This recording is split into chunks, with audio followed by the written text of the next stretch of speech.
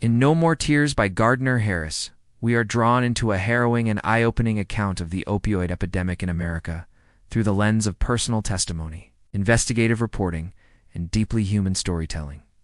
The book opens in a small Appalachian town already grappling with poverty, joblessness, and a deep sense of neglect, fertile ground for a crisis that would soon spiral beyond control.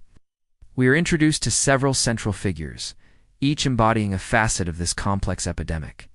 Among them is Ellie, a once promising nurse whose back injury leads her down the road of legal prescriptions, escalating into addiction. Her descent is slow, insidious, and tragically relatable, mirroring the real-life journey of thousands who never intended to misuse medication. Through Ellie, we understand the medical system's complicity, how pain became a vital sign, and how pharmaceutical companies marketed opioids as non-addictive despite knowing the risks. Parallel to Ellie's story is that of Dr. Richard Kelton, physician torn between professional ethics and mounting pressure from pharmaceutical reps and desperate patients. Kelton's moral conflict grows as he witnesses firsthand the transformation of his community from stable families to broken homes. From prescription pads to police raids, his eventual decision to testify against Big Pharma is courageous but costly, highlighting the human toll of corporate greed and systemic inertia. Harris also zooms out to explore the policy failures that enabled the crisis.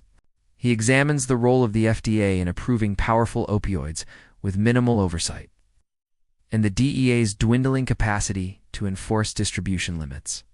There's a clear chronology to the growing numbers prescriptions climb, overdoses follow, and lives unravel. But Harris is not content to give us only data. He weaves in sorrowful funerals, broken-hearted parents, and empty bedroom images that stay with the reader long after the chapter ends. One of the book's most compelling sections follows journalist Esther Jensen as she uncovers the financial ties between lawmakers and opioid manufacturers. Her relentless reporting reveals how lobbyists shaped legislation, how fines were seen as the cost of doing business, and how the system often failed those it was meant to protect. Through Tara's investigations, we begin to grasp the full scale of corruption and neglect that fueled this tragedy. As the narrative progresses, Harris shifts the spotlight to recovery. He introduces readers to a grassroots network of harm reduction advocates, recovery specialists, and ex-addicts working to rebuild lives one meeting, one syringe exchange, one job training program at a time. These glimmers of hope contrast the grim backdrop, reminding us that while the epidemic is devastating, resilience persists. By the final chapters, Ellie finds herself at a crossroads, clean but haunted. Her recovery is neither linear nor easy, and Harris resists the temptation to offer a neatly wrapped conclusion. Instead, he leaves us with hard truths and urgent questions. What should accountability look like? Can trust be restored between patients and providers? And perhaps most importantly, what will it take for a nation to prioritize human life over profit? In conclusion, No More Tears is not just a chronicle of pain, but a rallying cry. Gardiner Harris uses meticulous reporting and intimate storytelling to uncover the deep, systemic flaws that allowed the opioid epidemic to flourish.